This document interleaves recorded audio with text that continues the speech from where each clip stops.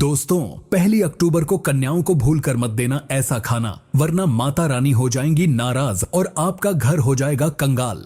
कुछ लोग नवरात्रि के अष्टमी और नवमी के दिन कन्या पूजन करते हैं, तो कुछ खास गलतियां ऐसी होती हैं जिनको वे कर देते हैं, जिसकी वजह से माता रानी आपके पूरे घर को कंगाल बना देती हैं। जैसा कि आप सभी को पता है कि इस समय शारदीय नवरात्रि का पावन पर्व चल रहा है और ऐसे में शारदीय नवरात्रि 9 नहीं बल्कि पूरे 10 दिन की रहने वाली है। तो इस बार नवरात्रि में कन्या पूजन को लेकर काफी ज्यादा कंफ्यूजन बना हुआ है, क्योंकि कुछ लोग अष्टमी के दिन महाअष्टमी पर कन्या पूजन करते हैं तो कुछ लोग महानवमी के दिन कन्या पूजन करते हैं। ऐसे में कन्या पूजन आपको कब करना है और भूलकर कन्याओं को ऐसी वस्तु भूलकर मत देना, वरना माता शेरा वाली हो जाएंगी नाराज और व्रत हो जाएगा खंडित। पूजा भी स्वीकार नहीं होगी। अगर आप चाहते हैं कि माता रानी आपके ऊपर कृपा करें, धन के भंडार भरें, कामनाओं को पूर्ण करें, तो भूलकर भी गलती से यह एक चीज कन्याओं को न खिलाए, वरना पूरे परिवार को इसका दुष्परिणाम झेलना पड़ेगा और माता रानी आपसे हमेशा के लिए नाराज होकर आपके घर से धन की देवी लक्ष्मी को भी ले जाएंगी। दोस्तों, अगर आप भी अपने जीवन से कंगाली दूर करना चाहते हैं तो आज मेरे कहने से इस वीडियो को बड़े ध्यान से देखिएगा, ताकि आप सभी का कन्या पूजन से जुड़ा हुआ कंफ्यूजन दूर हो जाए। साथ ही जानें कन्या पूजन में आपको कन्याओं को कौन सी चीज उपहार स्वरूप में देनी चाहिए और कौन सी वस्तुएं भूलकर भी नहीं देनी चाहिए। कन्या पूजन के बाद अखंड ज्योति की ज्योत होती है, उसका क्या करना चाहिए, वहीं कलश के नीचे रखे हुए चावल का क्या करना चाहिए, नारियल का क्या करना चाहिए। संपूर्ण जानकारी आपको आज इस वीडियो के माध्यम से प्राप्त होगी। यहां तक कि हम आपको बताएंगे कि इस बार कन्या पूजन कब किया जाएगा, महाअष्टमी की पूजा का शुभ मुहूर्त क्या रहेगा और महानवमी की पूजा का शुभ मुहूर्त क्या रहने वाला है। तो बड़े ही ध्यान से इस वीडियो को देखिएगा और हाँ, ज्यादा से ज्यादा शेयर कर दीजिएगा, क्योंकि यहाँ हम आपको पंचांग और ज्योतिष गणना के आधार पर महाअष्टमी और नवमी की पूजा के महत्व, पूजा विधि और शुभ मुहूर्त के बारे में बताने जा रहे हैं। साथ ही कन्याओं से जुड़ी कुछ खास उपाय और पूजा पाठ के बारे में बताएंगे और ऐसी गलतियों के बारे में बताएंगे जिनको करने से आप अपने आप को बचा सकते हैं, जिससे आपको माता रानी के क्रोध का सामना नहीं करना पड़ेगा और माता का आशीर्वाद भरपूर आपको मिलता रहेगा। दोस्तों, अष्टमी नवमी के दिन कुछ लोग अपने घर के रीति रिवाजों के हिसाब से कन्या पूजन करते हैं। कन्या पूजन में सबसे ज्यादा महत्वपूर्ण रहता है शुभ मुहूर्त। अगर आपको जानकारी अधूरी प्राप्त होती है और आप गलती से उस जानकारी के हिसाब से कन्या पूजन करते हैं तो इसका परिणाम पूरे घर को झेलना पड़ता है। इसीलिए हम आपकी जानकारी के लिए यहाँ बड़े ही मेहनत के बाद शुभ मुहूर्त और पंचांग ज्योतिष गणना के आधार पर बताने वाले हैं। तो दोस्तों, चलिए वीडियो शेयर करते हुए एक बार कमेंट बॉक्स में जय माता दी लिख दीजिए और नीचे अपना नाम और राशि डाल दीजिएगा। राशि अनुसार जो उपाय बनेगा वह आपके कमेंट के रिप्लाई में बता देंगे। देखिए, कन्या पूजन का मुहूर्त क्या है। कन्या पूजन करने से पहले माता रानी क्या संकेत देती हैं, कन्याओं को क्या खिलाना चाहिए, क्या नहीं, भूलकर कन्याओं को कचौड़ी, जलेबी या घर में बना हुआ खाना खिलाना चाहिए या नहीं, और कैसी थाली, कैसे बर्तन प्रयोग में लाने चाहिए। बहुत सारे लोग गलती कर देते हैं, इसीलिए हम आपको पहले ही यह वीडियो बनाकर दे रहे हैं ताकि आप माता रानी के क्रोध का सामना न करें। दोस्तों, नवरात्रि में कलश के ऊपर जौ और नारियल रखा होता है, उसे तोड़कर कई लोग कन्याओं को दे देते हैं। क्या ऐसा करना सही रहता है या इसे गंगा में विसर्जित करना चाहिए? देखिए, हमारे जितने भी सब्सक्राइबर हैं हमारे इस छोटे से परिवार का हिस्सा हैं और हम आपसे यही कहेंगे कि इस वीडियो को आप ज्यादा से ज्यादा शेयर करके अपने परिवार को बड़ा कीजिए। देखिए, हम जो चौकी लगाते हैं उसमें जो नारियल रखते हैं उसका हमें कन्या पूजन के बाद क्या करना चाहिए और नवरात्रि के अंतिम दिन ऐसी कौन सी गलती है जिनको भूलकर नहीं करना चाहिए। गलती से भी कन्याओं को ऐसा खाना खिलाने से पूरा घर बर्बाद हो जाता है। इस बार नवरात्रि 9 नहीं बल्कि पूरे 10 दिन की है, जो कि शुभ फल लेकर आई है। 9 दिन की सारी मेहनत, पूजा पाठ, इस नवरात्रि के महत्व का पूरा फल व्यर्थ चला जाएगा अगर आपने गलती से ये गलतियां कर दी। किस उम्र की कन्याओं को देवी का स्वरूप माना जाता है? दोस्तों, यह सब जानकारी आपको प्राप्त होने वाली है। तो अष्टमी या नवमी के इस पावन पर्व पर जब आप नवरात्रि में 9 कन्याओं को यानी कि 9 कन्या स्वरूपों को भोजन कराते हैं तो वह भोजन माता के अंश मात्र चला जाता है। ऐसे में 9 कन्याएं माता का स्वरूप मानी जाती हैं। तो कन्या पूजन करने से समस्त पाप, कष्ट, पीड़ा, पितृदोष, राहु दोष, मंगल दोष सब दूर होते हैं। यहां तक कि घर की कंगाली दूर हो जाती है। जिनको संतान की प्राप्ति नहीं होती है, वे सच्चे हृदय से दोनों दंपति अपने हाथों से कन्याओं का पूजन करें और कन्याओं को उपहार स्वरूप यह एक चीज जरूर दें। और जब आप यह वस्तु दें, उस समय अपनी कामना जरूर बोलें। आने वाली अगली नवरात्रि तक आपको खुशखबरी प्राप्त हो जाएगी। नवरात्रि में कन्या पूजन करते हैं तो माता रानी की असीम कृपा और कन्याओं के आशीर्वाद से आपके घर में धन वैभव की खुशहाली आती है। हर बार माता जो होती हैं अपनी सवारी बदल देती हैं, परंतु इस बार माता की सवारी हाथी की है, जो कि हाथी पर सवार होकर पृथ्वी लोक पर आई हुई है। हर भक्त के घर में माता रानी इस हाथी की सवारी को लेकर भ्रमण करती हैं। जिनके घर में माता का आदर होता है, वहां पर माता अपना डेरा डाल देती हैं। हाथी पर सवार होकर आना सबके लिए शुभ संकेत लाता है। राजा प्रजा सभी के लिए शुभ संकेत होता है और उन्नति के मार्ग की ओर लेकर जाता है। परंतु कुछ विशेष उपाय और पूजा पाठ आपके लिए और भी ज्यादा फल देने वाले होते हैं। जैसे किसी की नौकरी नहीं लग रही है, व्यापार में उन्नति नहीं हो रही, या फिर किसी कार्य में बार बार अड़चनें आपको देखने को मिलती हैं। तो ऐसे में कन्या पूजन और कन्याओं को दी गई कुछ वस्तुएं, साथ ही कुछ विशेष उपायों से आपकी कामनाएं पूर्ण होती हैं। देखिए, व्यक्ति का भाग्य बदलता है और खुद उसकी आंखों के सामने बदलता है। दोस्तों, जब धरती पर माता रानी आती हैं, तो हाथी पर सवार होकर आती हैं, तो फूल खिलते हैं, फसल अच्छी होती है, हरियाली की उत्पन्नता होती है, जीवन शुद्ध गंगा जल की तरह पवित्र होता है और नवरात्रि इतनी ज्यादा खूबसूरत, दुर्लभ और मंगलकारी आपके लिए बन जाती है। इस बार जो नवरात्रि है वह पूरे 150 वर्ष के संयोग के बाद आई है। ऐसा अद्भुत संयोग कई वर्षों के बाद देखने को मिलता है। देखिए, आप सभी को पता है यह साल 2025 बहुत ही ज्यादा भयंकर साल है। ऐसे में जो भी व्यक्ति किसी आपदा या दुर्घटना से बच जाता है, तो उसके ऊपर समझो साक्षात देवी देवताओं की कृपा लगी हुई है। अगर इस साल किसी को थोड़ी सी भी हानि हो रही है, तो उसके नवग्रह तो खराब चल रहे हैं, साथ ही माता रानी का भी आशीर्वाद उसको प्राप्त नहीं हो रहा है। इसीलिए यह साल 2025 बहुत ही सावधानी बरतने वाला साल है। अभी इसका अंत नहीं हुआ है। जब तक साल 2025 समाप्त होगा, तब तक के लिए अपने जीवन को सुखमय और कष्टों से मुक्त बनाने के लिए कुछ विशेष उपाय नवरात्रि में जरूर से कर लें, और खास करके कन्या पूजन के समय यानी महाअष्टमी और नवमी के दिन जरूर करें। भक्त अपनी कामनाओं को इस समय पूर्ण कर लेंगे और आने वाले कुछ दिन जो आपके लिए हानि लेकर आएंगे, उनको बिल्कुल अपने अनुकूल कर लेंगे। जीवन में आपको 10 से 12 साल तक कोई दुख, परेशानी या संकट नहीं आएगा, चाहे पूजा पाठ करें या ना करें। दोस्तों, आप सभी को बता दें कि इस बार नवरात्रि बहुत ही पावन पवित्र इसलिए मानी जा रही है क्योंकि इस नवरात्रि में केवल 9 नहीं बल्कि पूरे 10 दिन का संयोग देखने को मिल रहा है। ऐसे में दुर्गा विसर्जन कैसे करना है और अष्टमी नवमी तिथि की पूजा का विधान क्या है, वह हम आपको पहले बताएंगे, और उसके बाद हम आपको बताएंगे उपाय, और फिर बताएंगे कि नवरात्रि में कन्या पूजन के समय कन्याओं को क्या खिलाना चाहिए। देखिए, इस बार जो नवरात्रि है वह 22 सितंबर सोमवार से प्रारंभ हुई थी, जो कि 1 अक्टूबर को समाप्त होने जा रही है। तो ऐसे में कन्या पूजन का विधान आपके जीवन को और भी ज्यादा अलौकिक करने वाला है। दोस्तों, कई लोग अष्टमी के दिन कन्या पूजन करेंगे, तो कई लोग नवमी तिथि के दिन कन्या पूजन करेंगे। इसीलिए हम दोनों ही दिन का शुभ मुहूर्त आपको बताने वाले हैं। दोस्तों, कन्या पूजन करने से पहले हमें अपने घर में माता रानी की विधि विधान से पूजा करनी होती है। घर में हवन करना होता है। उसके बाद ही लोग अपने घर में कन्याओं को बुलाते हैं। तो अगर आप भी यह सोच रहे हैं कि कन्या पूजन करेंगे, तो इस बात का ध्यान रखिएगा।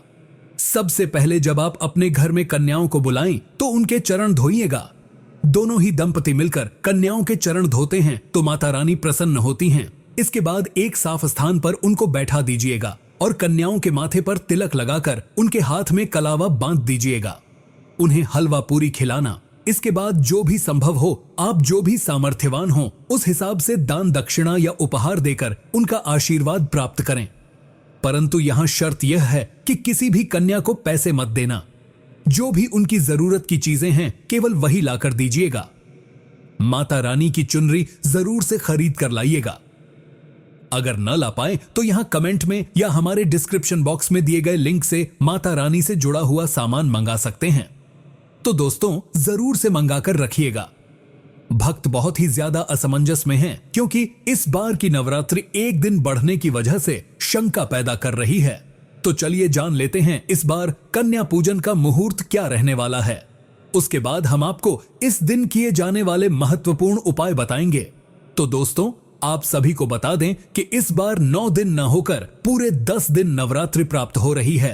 तो ऐसे में कन्या पूजन के लिए अष्टमी और नवमी तिथि को लेकर जो असमंजस बना हुआ है उसे हम अब दूर करने वाले हैं। देखिए, ध्यान दीजिएगा और कॉपी पेन लेकर नोट कर लीजिएगा और वीडियो ज्यादा से ज्यादा शेयर कर दीजिएगा। इस बार 22 सितंबर से शुरू होकर नवरात्रि 2 अक्टूबर दशमी तिथि के साथ संपन्न होगी। इन 9 दिनों में मां दुर्गा के 9 रूपों की विधि विधान से पूजा की जाएगी। कन्या पूजन भी विधि विधान से किया जाएगा। कन्याओं का पूजन करने का एक विधान यह है कि छोटी छोटी कन्याएं ही मां के रूप में मानी जाती हैं। केवल 10 वर्ष की आयु तक की कन्याओं को घर में लेकर आएं। कई लोग प्रतिदिन कन्याओं की पूजा करते हैं तो कई साधक विशेष रूप से महाअष्टमी और महानवमी के दिन कन्या पूजन का आयोजन करते हैं। इस वर्ष अश्विनी मास के शुक्ल पक्ष की अष्टमी तिथि 29 सितंबर को शाम 4:31 पर आरंभ होगी, जो 30 सितंबर को शाम 6:06 पर समाप्त होगी।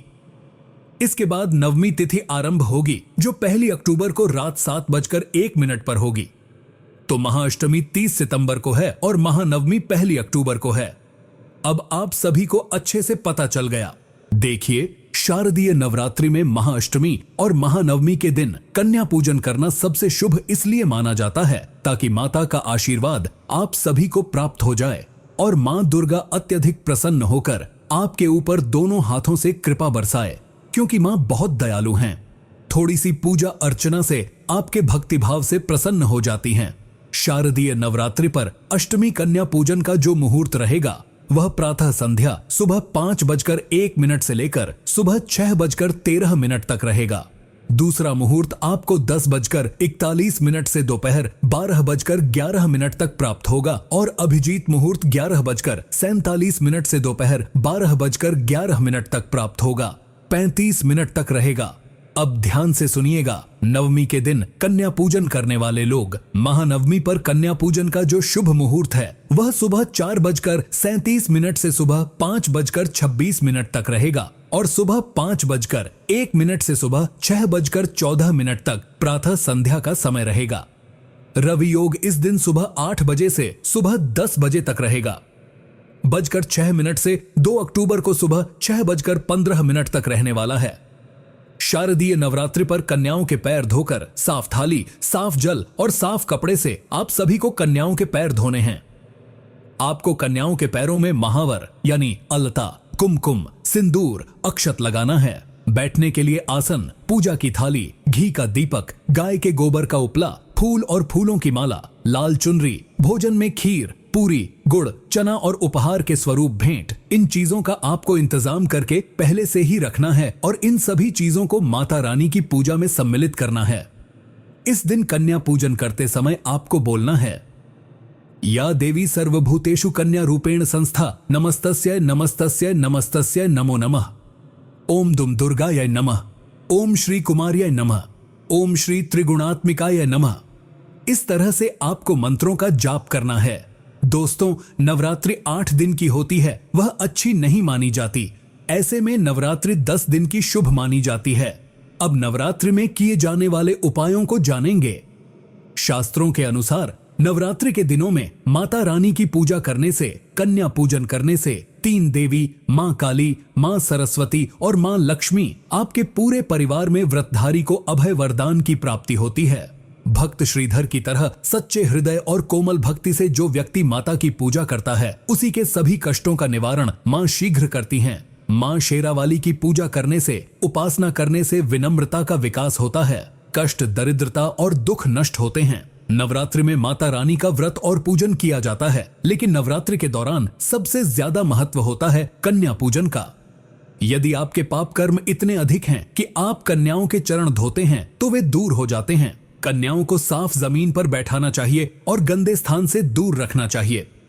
लोग गंदे कपड़े पर बैठा देते हैं, इसे व्रत का अपमान माना जाता है। कन्याओं को अक्षत, फूल, कुमकुम लगाएं और भोजन करवाएं।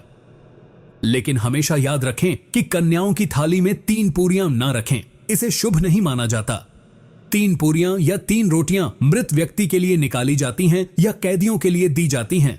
कन्याओं की थाली में 3 पूरियां कभी ना दें। दोस्तों, कन्याओं को खाना खिलाने के बाद अंत में उनके सिर पर लाल चुनरी जरूर समर्पित करें, यानी कि उनको समर्पित करते समय उड़ाना है। भोजन में खीर, हलवा, पूरी, चना, आलू और छोले वगैरह रखें, परंतु ध्यान रहे कि तामसिक चीजों का प्रयोग न करें। यदि पनीर की सब्जी देना चाहते हैं तो भूलकर भी प्याज और लहसुन का इस्तेमाल न करें, अन्यथा घोर अनर्थ होगा। और हमने शुरू में ही बताया कि कन्याओं में मां लक्ष्मी, मां सरस्वती और मां काली का वास होता है। इसीलिए प्याज लहसुन के स्थान पर साधारण और शुद्ध भोजन बनाइए। कई लोग स्मार्ट बनने के चक्कर में कन्याओं को कुरकुरे, चिप्स आदि दे देते हैं। यह घोर अपराध माना जाता है, क्योंकि इनमें प्याज लहसुन का प्रयोग होता है और इससे आपका व्रत खंडित हो जाता है। आपको ध्यान रखना है कि दुर्गा मां क्रोधित हो जाती हैं। आपको 9 दिन तक प्याज लहसुन नहीं खाना चाहिए। यदि गलती हो जाए तो अंतिम दिन प्रायश्चित कर सकते हैं, मां से क्षमा याचना कर सकते हैं और आशीर्वाद प्राप्त कर सकते हैं। कन्याओं को बंद पैकेट वाली चीजें न दें। बाजार से लाई हुई कोई ऐसी चीज न खिलाएं जिसमें प्याज लहसुन हो। यदि आप जलेबी दही खिलाते भी हैं तो यह शुभ नहीं माना जाता। माता को घर का बना शुद्ध भोजन ही प्रिय होता है। नवरात्रि के दौरान घर का बना पका हुआ भोजन अवश्य बनाना चाहिए। माता रानी बहुत प्रसन्न होती हैं। कन्याओं को प्लास्टिक के बर्तनों में भोजन न परोसें। ऐसे बर्तन पूजा पाठ के लिए शुद्ध नहीं होते। कन्याओं को स्टील के बर्तन या पत्तों से बने बर्तनों में ही भोजन कराएं। बाजार में पत्तों की थालियां आसानी से मिल जाती हैं, लगभग 5 या 10 रुपए में 1 पीस। इन्हें पूजन के लिए रखें। पत्तों के बर्तन शुभ माने जाते हैं, जबकि प्लास्टिक के बर्तन अशुभ होते हैं। तो आप पत्तों के बर्तनों में कन्याओं को भोजन कराएं। इससे आपको बहुत शुभ फल प्राप्त होंगे, क्योंकि इसमें देवता भी भोजन ग्रहण करने आते हैं। दोस्तों, यही नहीं, कन्याओं की थाली में 1 लौंग जरूर रखें। जब आप भोजन परोसें उस समय लौंग देवी शक्ति का रूप मानी जाती है और मां को बहुत प्रिय होती है। लौंग माता शक्ति का प्रतीक होती है। लौंग में नवदुर्गा का वास होता है। इन 9 दिनों में माता रानी लौंग का भोग ही पसंद करती हैं। इसीलिए कन्याओं की थाली में चुपचाप 1 लौंग जरूर रख दीजिए। आपका भाग्य चमक जाएगा। माता लक्ष्मी आपके जीवन में धन की कोई कमी नहीं होने देंगी। आपको बता दें कि कन्याओं को उपहार में खुश करने के लिए उनकी थाली में दक्षिणा डालें, ताकि आपके घर में संपन्नता बनी रहे, धन की कोई कमी न रहे। कन्याओं को कोई सुंदर उपहार दे सकते हैं। कन्या पूजन करते समय कन्याओं को गिफ्ट देना बहुत जरूरी होता है। दोस्तों, आप चॉकलेट बॉक्स दे सकते हैं, खूबसूरत कपड़े दे सकते हैं, लेकिन काले कपड़े न दें। स्टील के बर्तन भी गिफ्ट के तौर पर दे सकते हैं, परंतु लोहे का सामान न दें।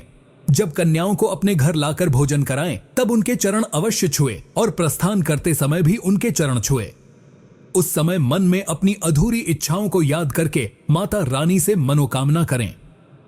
माता रानी तुरंत आपकी वह इच्छा पूर्ण करती हैं।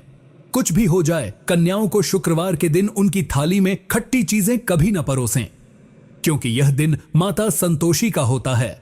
इसीलिए जब भी नवरात्रि शुक्रवार के दिन पड़ जाए तो इस बात का ध्यान अवश्य रखें। दोस्तों, खट्टी चीजों का भोग भूलकर भी नहीं लगाना चाहिए। कन्याओं की थाली में आम, चटनी, नींबू, इमली नहीं देना चाहिए, क्योंकि मां संतोषी भी कन्याओं के रूप में आपके घर आती हैं। यदि आप ऐसा करेंगे तो माता रानी का क्रोध पूरे घर को झेलना पड़ेगा। संतोषी माता प्रसन्न नहीं होती। इसीलिए कन्याओं को खट्टा पदार्थ बिल्कुल न खिलाए। साक्षात माता संतोषी आपसे नाराज होंगी। भोजन ग्रहण करने और कन्याओं के साथ आपके घर में पधारने तक मां संतोषी घर में रहती हैं। इसीलिए उनको प्रसन्न रखें और अभय वरदान प्राप्त करें। नवरात्रि के दिनों में यदि आपको यह संकेत मिल जाए तो समझ लीजिए माता रानी आपके घर आ चुकी हैं। जैसे कलश स्थापना करते समय जौ से निकलने वाली हरियाली शुभ मानी जाती है। कहा जाता है कि जौ से निकली हरियाली हमारे भविष्य के अच्छे बुरे कामों का संकेत होती है। यदि आपने जो जौ बोए हैं वे किसी कारण उपजे ही नहीं या सूख गए, तो यह बड़ा संकेत है कि घर में बुरा समय आने वाला है। कोई रोग, बीमारी या धन हानि हो सकती है। इसका अर्थ है कि आपने कोई गलती की है जिससे माता रानी नाराज हो गई हैं। इसलिए माता से क्षमा अवश्य मांगे। मां अपने भक्तों को माफ अवश्य करती हैं। दोस्तों, यदि हरे भरे जवारे हों तो वे घर में हरियाली का संकेत लाते हैं और धन खींचने की चाबी होते हैं। इसीलिए कहा जाता है कि 1 रुपए का सिक्का या चांदी का सिक्का जौ के बीचों बीच मिट्टी में दबा दें तो घर में सुख समृद्धि आती है, माता लक्ष्मी दौड़ी चली आती हैं। जौ के अंदर हमेशा 1 रुपए का सिक्का अवश्य डालना चाहिए। नवरात्रि के दौरान सपनों में यदि फूल, गंगा नदी, शेर, मंदिर या मां दुर्गा का दिखना हो तो इसे शुभ संकेत माना जाता है। ऐसे सपने जीवन में सुख, समृद्धि और शांति लाते हैं। सपने में फूल दिखना सबसे अधिक शुभ होता है। सपने में गंगा का दिखना आत्मग्लानि से मुक्ति देता है। मां दुर्गा को बुलाने के लिए यह मंत्र जपना चाहिए। ओम जयंती मंगला काली भद्रकाली कृपालिनी दुर्गा क्षमा शिवधात्री स्वाहा स्वधा नमोस्तुते नमोस्तुते नमोस्तुते नमो नमः जुजमुशन नमाचा। अब आप सभी को नवरात्रि में जलने वाली ज्योत के बारे में बताते हैं। आपको ज्योत से जुड़े कुछ संकेत जानने चाहिए जो माता रानी के आपके घर आने का प्रतीक होते हैं। देखिए, यदि गरीब भी ज्योत की बाती का चमत्कार जान ले तो वह राजा बन सकता है। नवरात्रि में हर प्रयास करना चाहिए कि हर घर में अखंड ज्योत जरूर जले। यदि यह संभव न हो तो दीपक अवश्य जलाना चाहिए। मंदिर या किसी धार्मिक स्थान पर जाकर अपने नाम से ज्योत जलाए। ऐसे व्यक्ति पर दुर्गा के 9 रूपों की कृपा होती है। बहुत से लोग अपनी आध्यात्मिक उन्नति और घर परिवार की सुख शांति के लिए अखंड ज्योत जलाते हैं, लेकिन 90% लोग ऐसे हैं जो दीपक जलाने के बाद भी दुखी रहते हैं और घर में शांति का वातावरण नहीं रहता। इसका कारण है ज्योत की बाती का सही प्रयोग न जानना। गुरु परंपरा से प्राप्त ज्ञान के अनुसार अखंड ज्योत जीवन में स्मृति और सुरता का प्रतीक है। नवरात्रि के 9 दिन तक ज्योत जलाने से घर में उन्नति होती है और किस्मत चमक जाती है। सूर्य और चंद्रमा जैसी किस्मत चमकती है और आपको उन्नति से कोई नहीं रोक सकता। अब बात करते हैं ज्योति के बारे में। तो यह बात 100% सत्य है कि बाती को हम बहुत ही गलत तरीके से फेंक देते हैं। हमारे साथ ऐसे साधक जुड़े हुए होते हैं जो इस उपाय के बारे में बताते कि ज्योत की जो बाती होती है वह चंद दिनों में करोड़पति बना देती है। कुछ लोग लाखपति बन जाते हैं तो कुछ लोग अच्छे अच्छे पद पर बैठ जाते हैं। अगर आप नौकरी प्राप्त करना चाहते हैं, कोई मनोकामना है जो पूर्ण नहीं हो रही है, तो ध्यान दें। अब जो अखंड ज्योत जला रहे हैं उसे साधारण मत समझना, क्योंकि ज्योत घर में मां दुर्गा के आने का प्रतीक होती है। जो व्यक्ति अपने घर में अखंड ज्योत जला लेते हैं, ज्योत की सेवा कर लेते हैं, ऐसे व्यक्ति के जीवन में फिर कभी गरीबी नहीं रहती है। दोस्तों, नवरात्रि चल रहे हैं और नवरात्रि के दौरान आप सभी ने माता रानी के ज्वारे नहीं बोए होंगे, ऐसा तो हो ही नहीं सकता। परंतु आप सभी की जानकारी के लिए बता दें, वही ज्वारे आपको रातों रात करोड़पति बना सकते हैं। कैसे? आइए जानते हैं आज मेरे साथ इस वीडियो के माध्यम से। दोस्तों, आपको YouTube पर बहुत सारे वीडियो प्राप्त हो जाएंगे, परंतु ज्वारों से जुड़ी हुई जो जानकारी है वह आपको सही और सटीक हमारे चैनल से प्राप्त होगी। तो हाथ जोड़कर पहले ही आपसे कह देते हैं कि इस वीडियो को बड़े ध्यान से अंत तक देखिएगा। दोस्तों, हरे भरे ज्वारे आपके जीवन में शुभ संकेत लाते हैं या अशुभ संकेत लाते हैं? क्या ज्वारों की मिट्टी सूख जाती है या ज्वारे उग ही नहीं पाते, या ज्वारों का रंग पीला पड़ जाता है या हरे भरे ज्वारे होते हैं? तो इन ज्वारों का क्या महत्व होता है? क्या ज्वारे आपके घर में शुभ और अशुभ संकेत लेकर आते हैं? क्या ज्वारों से आप अपने भाग्य को बदल सकते हैं? सब कुछ जानेंगे आज के खास वीडियो में, क्योंकि नवरात्रि के 9 दिन के बाद ज्वारों को क्या करना चाहिए, विसर्जित करना चाहिए या नहीं, या बचाकर अपने पास रखने से क्या फल प्राप्त होता है? ज्वारों में कैसे आप अपने भाग्य को चमकाने का खजाना देख सकते हैं? आखिर ऐसा रहस्य क्या है ज्वारों में जिससे आप अपने जीवन को पूरी तरह से बदल सकते हैं? तो दोस्तों, आज की खास जानकारी आपको प्राप्त होने वाली है, तो बड़े ही ध्यान से देखिएगा, बिल्कुल मिस मत कीजिएगा, क्योंकि ज्वारों का पत्ता खाने से धन संपदा और सुख प्राप्त होता है।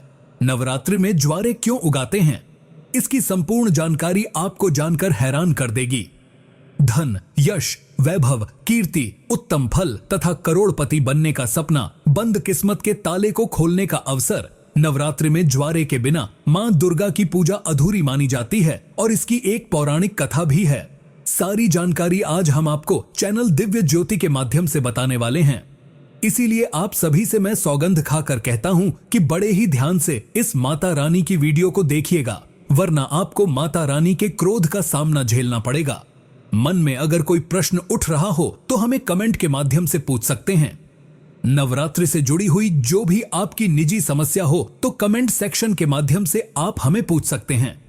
बिल्कुल ही मुफ्त में आपको उपाय बता दिया जाएगा। दोस्तों, हम और हमारी टीम आपकी पूरी मदद करेगी तो कमेंट में एक काम जरूर कीजिएगा, अपना नाम और राशि छोड़ दीजिएगा, ताकि आपकी राशि को देखकर जो उपाय बनेगा वह कमेंट के रिप्लाई में हम बता देंगे और आपको उससे लाभ प्राप्त होगा। परंतु उससे पहले हम जानेंगे कि कैसे हरे भरे ज्वारे, पीले ज्वारे और बिना उगे हुए ज्वारों से आप अपने घर की किस्मत को चमका सकते हैं। कैसे अशुभ फलों को माता रानी के आशीर्वाद में बदल सकते हैं। भगवान ब्रह्मा का प्रतीक माने जाते हैं हरे भरे ज्वारे, इसीलिए नवरात्रि के पहले दिन घट स्थापना की जाती है। उसके लिए सबसे ज्यादा समय पूजा के लिए लिया जाता है। उस कलश में आपको स्थापित किया जाता है। सृष्टि की पहली फसल जो हुई थी वह जौ ही मानी गई थी, इसीलिए जौ को बोया जाता है। जब भी देवी देवताओं की पूजा या हवन किया जाता है तो आप सभी ने यह देखा होगा कि उनको जौ जरूर अर्पित किए जाते हैं। साथ ही यह भी कहा जाता है कि अगर अन्न ब्रह्मा के समान है तो अन्न का हमेशा सम्मान करना चाहिए, इसीलिए पूजा में जौ का इस्तेमाल होता है। दोस्तों, लोग ज्वारे तो बोते हैं पर नवरात्रि में बोए जाने वाले ज्वारों से जुड़ी कुछ ऐसी गलतियां कर देते हैं जिससे उनके भविष्य में बहुत नुकसान झेलना पड़ता है। अगर आप अपना भविष्य जानना चाहते हैं तो कैसे ज्वारे के माध्यम से जान सकते हैं, सारी जानकारी वीडियो के माध्यम से बताने वाला हूं, तो बारी बारी करके इस जानकारी को अच्छे से समझिएगा। मैं बार बार आपसे नहीं कहूंगा, तो पहले ही आप वीडियो को लाइक करके चैनल दिव्य ज्योति को सब्सक्राइब कर दीजिएगा। दोस्तों, हम इससे छुटकारा पाने के लिए तरीका भी बताएंगे और उपाय भी बताएंगे। अंत तक बने रहिएगा, छोड़कर मत जाइएगा, क्योंकि अधूरा ज्ञान हमेशा लटकती तलवार की तरह होता है। दोस्तों, इसी के साथ सफेद या हरे रंग के जो ज्वारे उगाते हैं यह अत्यंत शुभ संकेत लेकर आते हैं। अगर ऐसा हो तो मान लीजिए कि आपकी पूजा सफल हो गई और आने वाला समय खुशियों के साथ आपके दरवाजे पर दस्तक देगा। दरवाजे आपके पूरी तरह से खुल जाएंगे, आपके जीवन में 4 चांद लग जाएंगे। वहीं दोस्तों, अगर सूखे और पीले होकर ज्वारे झरने लगते हैं तो इसे अशुभ संकेत माना जाता है। माना जाता है कि माता रानी की ज्योत जलते हुए, माता रानी की चौकी आपके घर में स्थापित होते हुए भी आपके घर से नकारात्मक ऊर्जा नहीं गई है। ऐसे में आप मां दुर्गा से अपने कष्टों और परेशानियों को दूर करने के लिए प्रार्थना कर सकते हैं, या फिर नव दुर्गा का बीज मंत्र ओम धूम दुर्गा यै नमः, ओम धूम दुर्गा यै नमः का जाप कम से कम 108 बार जरूर कीजिएगा और हवन करके घर में आहुति दे सकते हैं। इससे आपको अत्यंत लाभ मिलेगा और माता रानी से प्रार्थना कर सकते हैं। कहते हैं कि नवरात्रि में बोई गई जौ जितनी बढ़ती है उतनी ही माता रानी की कृपा आपके ऊपर बरसती है। दोस्तों, इससे व्यक्ति के घर में सुख समृद्धि बनी रहती है और खुशखबरी के संकेत भी मिलते हैं। मान्यता है कि यदि जौ के अंकुर 2 से 3 दिन में आ जाते हैं तो यह बेहद शुभ माने जाते हैं। यदि जौ नवरात्रि समाप्त होने तक न उग पाए तो अच्छा नहीं माना जाता। हालांकि कई बार ऐसा भी होता है कि यदि आपने उचित तरीके से जौ नहीं बोया तो भी जौ नहीं उगता। ऐसे में ध्यान रखें कि जौ को अच्छे से बोएं। वैसे तो अलग अलग घरों में बोने का तरीका अलग होता है। कुछ लोग बालू को एक जगह पर इकट्ठा करके उसमें बीज बो देते हैं, जबकि कई लोग मिट्टी के बर्तन में बालू या मिट्टी डालकर जौ बो देते हैं। लेकिन अगर आप चाहते हैं कि यह अच्छे से उगे तो मिट्टी के बर्तन में बालू या मिट्टी डालें, फिर उसमें जौ के दाने डालें और शारदीय नवरात्रि हो या चैत्र नवरात्रि या फिर गुप्त नवरात्रि, जिस घर में ज्वारे नहीं बोए जाते वहां परेशानियां अपने आप आ जाती हैं। ऐसे घरों में भूत प्रेत का वास होता है, पितृदोष लगता है, भूतों का डेरा जम जाता है और गरीबी उस घर को जकड़ लेती है। शास्त्रों के अनुसार माना जाता है कि मां दुर्गा उस घर में वास करती ही नहीं है और सेवा स्वीकार नहीं करती, व्रत पूर्ण नहीं होता। लेकिन जिस घर में ज्वारे बोए जाते हैं वहां माता रानी खुशियों के साथ आती हैं। ज्वारे हरे भरे होते हैं तो घर में सुख खुशियों का आगमन आवश्यक हो जाता है। हरे भरे ज्वारों के साथ माँ अपनी सखियों के साथ नृत्य करती हैं, खेलती हैं और घर में ढेर सारी खुशियां लेकर आती हैं। माता का प्यार बरसता है और ऐसे घर से भूत प्रेत दूर भाग जाते हैं। कहते हैं ज्वारे नकारात्मकता को नष्ट करते हैं और सकारात्मकता का संचार करते हैं। शास्त्रों में स्पष्ट लिखा है कि नवरात्रों में जिस घर में ज्वारे नहीं बोए जाते, समझ लीजिए उस घर में प्रेतात्माओं ने डेरा बना लिया है। यदि घर से भूत प्रेत को भगाना चाहते हैं, तंत्र मंत्र को खत्म करना चाहते हैं, तो नवरात्रि में ज्वारे जरूर बोने चाहिए। अगर आपने अभी तक नहीं बोए हैं और अंतिम 4-5 दिन पहले यह वीडियो देख लेते हैं तो भी आप माता रानी के ज्वारे बो सकते हैं। तब भी ज्वारे उग कर आएंगे और माता रानी का आशीर्वाद घर में बरसना प्रारंभ हो जाएगा। मां बहुत ही शक्तिशाली होती हैं और थोड़ी सी पूजा अर्चना से खुश हो जाती हैं। ऐसे में नवरात्रि के 9वें दिन कन्या पूजन में कन्याओं को जब आप भोग चढ़ाएं तो उनको ज्वारे वितरित जरूर करें। चाहे तो देवताओं को जौ का भोग लगा सकते हैं और कन्याओं की थाली में इसका एक एक टुकड़ा रख सकते हैं। माता नवदुर्गा प्रसन्न होती हैं। नवरात्रि में ज्वारे का भोग देवताओं को अति प्रसन्न करता है। दोस्तों, ज्वारे बहुत ही पवित्र चीज हैं, इन्हें साधारण मत समझना। वैसे मैया रानी करुणामयी होती हैं। वह अपनी संतान और अपने लाल को सदैव माफ कर देती हैं। ज्वारी को साक्षात नौ दुर्गा का स्वरूप माना जाता है, ब्रह्मा का स्वरूप माना जाता है। तो इसीलिए मैं आप लोगों को इस वीडियो में बताने का प्रयास कर रहा हूं। अब सवाल यह उठता है दोस्तों कि नवरात्रि में ज्वारों का करना क्या चाहिए? इनका विसर्जन कर देना चाहिए या घर में ही रखे रहने देना चाहिए? धार्मिक मान्यताओं के अनुसार ज्वारे को घर में रखना शुभ नहीं माना जाता, लेकिन इसे रखने का एक निश्चित समय होता है। उसी समय में ज्वारे की सेवा करके जल में विसर्जित करना चाहिए। दोस्तों, जैसे आपने 9 दिन इसकी खूब सेवा की, यह बहुत अच्छी बात है, परंतु 9 दिन के बाद इसे जल में विसर्जित करना सबसे उचित माना जाता है, क्योंकि शक्ति को शक्ति के साथ मिलाना जरूरी होता है और जल को गंगा शक्ति कहा जाता है, ज्वारी को श्री शक्ति कहा जाता है, यानी लक्ष्मी की शक्ति, दुर्गा की शक्ति। इसीलिए श्री शक्ति को हम जल में शक्ति मां गंगा के साथ भेंट करते हैं तो यह गंगा शक्ति में जाकर मिल जाती है। मैं आपको आज एक छोटी सी बात समझाने का प्रयास करूंगा। जिस प्रकार हमारा शरीर पंच तत्वों में मिल जाता है, उसी प्रकार ज्वारे भी अपने अष्टभुजा दुर्गा स्वरूप में शक्ति में मिल जाते हैं। तो दोस्तों, ज्वारे 9 दिन अखंड ज्योत जलाने के कारण शक्ति स्वरूप में जागृत हो जाते हैं। ऐसे ज्वारे लोगों के दुख, तकलीफ, परेशानियां, इन सब को चुटकियों में समाप्त कर देते हैं। तो आइए मैं आपको सबसे पहले बता देता हूं कि कैसे आप अपनी फूटी किस्मत को इन ज्वारों के माध्यम से दूर कर सकते हैं।